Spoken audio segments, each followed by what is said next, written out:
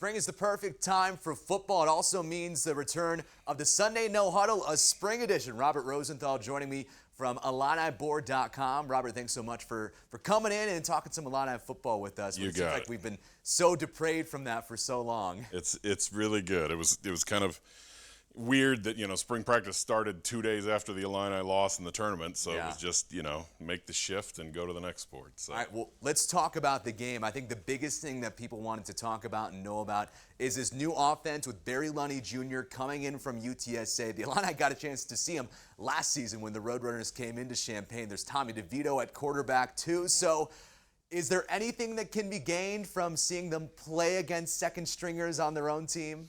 Well, if we look at last year, so let's talk about the Nebraska game, the first game last year. If you remember, Scott Frost said something like, halfway in the second quarter, we threw out our entire game plan. The defense they showed us in the spring game wasn't the defense they ran. It was a trick. It was a trap. We fell into the trap, So you might have seen like, oh, here's what the offense is going to look like. And then for Wyoming or Indiana, you might see something completely different. So there's always that in the spring game. They want to show their cards. They'll just play one card and just leave it at that. But you had to be encouraged because, Isaiah Williams is your playmaker. They got him the ball. He made plays. That's the basis of where this offense starts. It's Chase Brown and Isaiah Williams, and both look good. What did you think about Brett Bielema saying after the game that he thought Isaiah Williams didn't even have that good of a game, that he can even take it up to another level? Mm-hmm. You kind of want your head coach to say that about your top players. Isaiah is the kind of kid. He is very thoughtful. He is very studious about the game. You ask him a question about anything, especially even when he was a quarterback, he would explain the entire play. He is very into that. And with a guy like that, you do want to challenge him. And you want to say, look, that was great, but you have another gear and then another gear above that. And hopefully he begins to show that this fall. Speaking of Bielema, second season in charge this time. Last spring game was our first real chance to see what the team looked like under him. He's got an entire year underneath his belt now. Are you starting to see some of this changes to what he's been preaching about that running game? And we saw a lot of that last season and getting Illinois to the place where he's talked about getting them to the entire time he's been here? I think the biggest change, and we could even see this in the short portions of practice we could see, from last spring to this spring, the change in intensity, the change in here's what's expected as practice, at practice, is what has been seen. That last year, obviously, first year with a new coach, 2 new schemes, everything was a bit overwhelming, but there was also a kind of a different expectation of how they practice and how they go about things and how much they cram into a single practice and that type of thing. So, we heard it from Coach Bielema every time he had a press conference that, yes, there are, this is much better than last spring when we're kind of going a little crazy and this and that. It was much more organized and, especially the returnees knew what was the expectation. They're then leading that to the new guys of saying, here's what we need to do. So it was that kind of spring, I think. Speaking of returnees, there's only a handful on the defensive side of the ball, and that was, in my opinion, one of the most impressive things about the Illini in 2021 was the way that Ryan Walters had them playing. You got some new starters along that defensive line, but there are guys like Keith Randolph, Johnny Newton, who got some moments last season.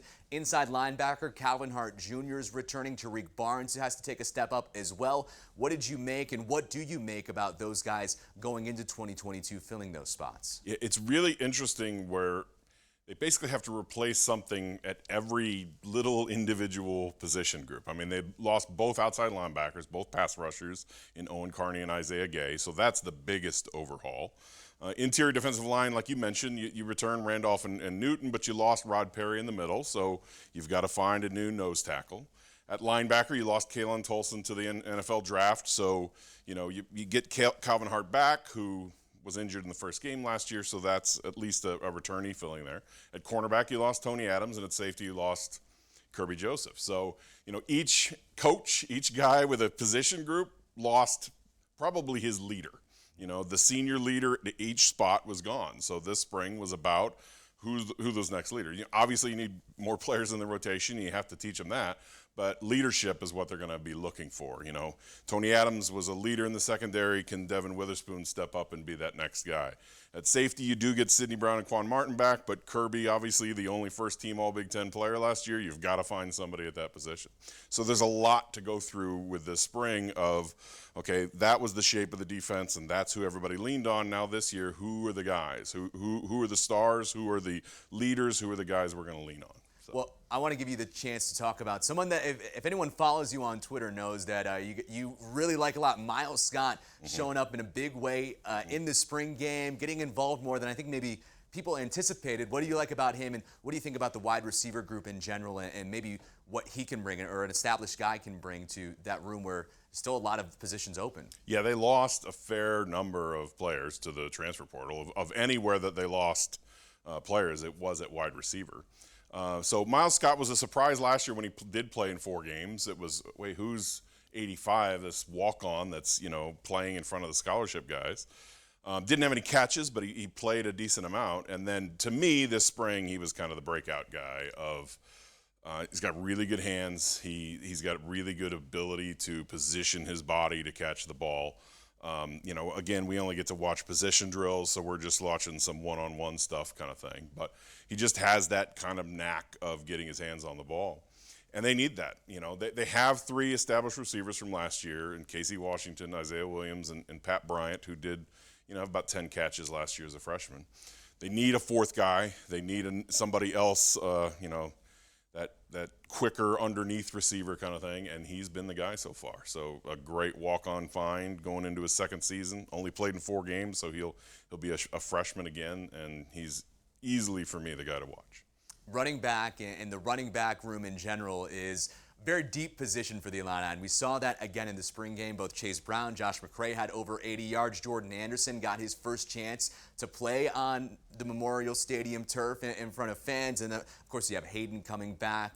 Love didn't get to see time in the spring game, but he's back as well. What do you make about that room, and how do you position all those guys for success, because there's so many guys that can perform? We haven't even talked about Aiden Lawfrey as well, the local kid who's in that room too. Correct. It's the question that Ohio State fans ask at every position, well, how are we getting these 9 defensive tackles? How are they all going to play?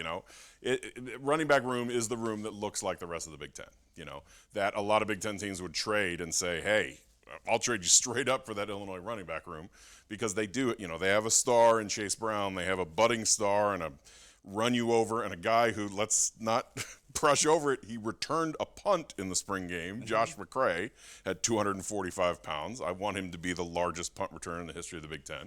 But, you have different kinds of backs. You've got the speed back. You've got, Reggie Love is more the prototypical bounce off of you and keep going back. Chase Brown has the moves, has the wiggle, as they say. So you've just got so many different kinds. Jordan Anderson's 6'4". He looks like a tight end who's playing running back. Aiden Lawfrey is blazing fast. So you just have all these different kind of things you can do, and that's what winning teams have. They have a lot of options, and it's hard to keep everybody off the field, and I think that's what running back's going to be like this fall. And we talked about DeVito off the start, but Sitkowski didn't get a chance to play. He's still recovering from that broken arm that he suffered at Penn State. Collier got to play, as well as Johnson. What do you make about that QB room after DeVito? Because that's still an important spot as well, even if we assume that Tommy's going to be the guy going into the season as the number 1. Yeah, I think they will enter the fall with a 1-versus-1 head-to-head battle of DeVito and Sitkowski for the starting job. I think Samari Collier has a great arm, but he's probably a little too young and doesn't have any experience.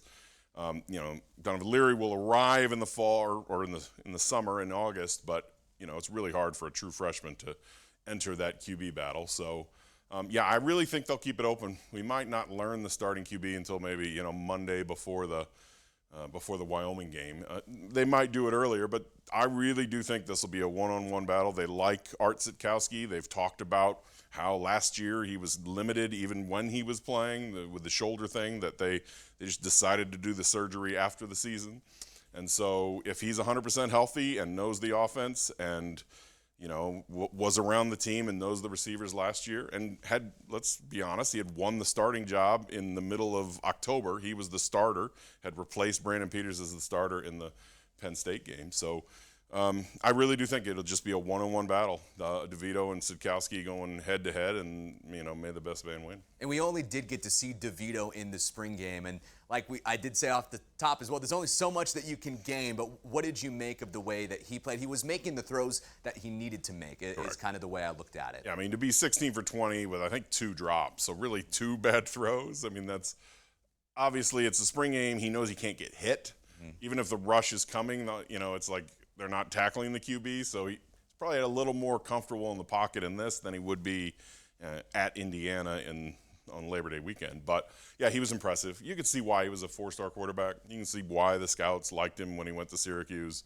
That, just that rocket arm, and can make all the throws, as they say, and can hit that 20-yard out and throw it on a rope. So he has all the skills, but obviously quarterback's a lot more than that, and decision-making and everything else we'll have to see. We've been giving a lot of love to the offensive side of the ball. So let's talk defense really quickly here as we begin to close out. Just Miles Scott is your breakout of the spring on the offensive side. Who's your breakout of the spring on the defensive side, would you say?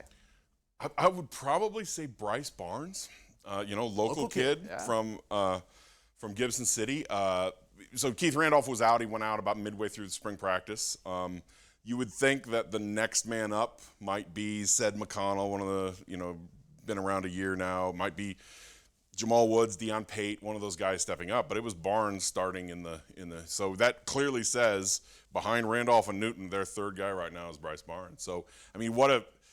He started as a tight end, then he was like linebacker, defensive end, outside linebacker, bounced around, added weight. He's a weightlifting kind of guy. He's always had the strength. And they said, I think you can be in that slot. And he's, he held his own really well in the spring game. And on scholarship now, he's just making that progression up to where he's the third defensive lineman behind those two right now, and pushing for more time. All right, last question for you here before we wrap up. What are you most looking forward to in the summer before we get to the fall that could impact things come football time? I think they are going to add a few more portal guys. It'll probably be quiet because they have to do the blue shirt thing where they, but I'm sure they'll look at the spring game tape and then say, this is the new thing in college football. You now have your spring to evaluate it, and then you can look over the guys in the portal, and there will be many entering this week after other spring games and other spring practices.